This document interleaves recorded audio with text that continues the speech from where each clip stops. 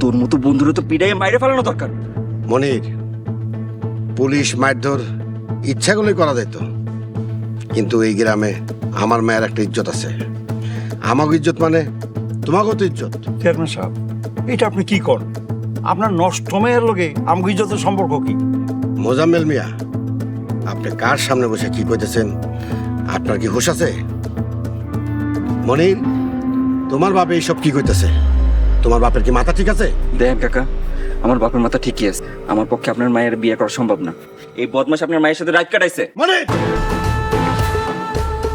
Ali, chairman সাহেব, এই মোজাম্মেল মিয়ারে আর তার পোলারে নিয়ে এক্ষণ আমার বাড়তে পারিস। আমার মেয়ের নামে আর একটা বাজে কথা বলে খুব খারাপ হয়ে যাবো। আমরা তো এমনি চলে যেতেছি। আপনার এই খারাপ মেয়ের লইয়া আমার আর কোনো কথা নাই। তবে নির্বাচনের মাঠে আপনার এই কথার জবাব আমি দিমু, কথাটা মনে রাখেন। বন্ধু তুই যেই বেইমানি করলি, তোর সাথে বন্ধুত্ব এইখানেই শেষ, আর শত্রুতা শুরু। আব্বা চলেন।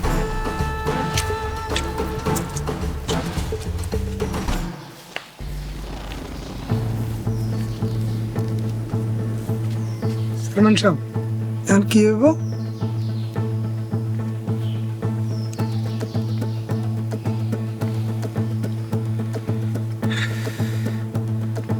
দেখি কি করা যায়।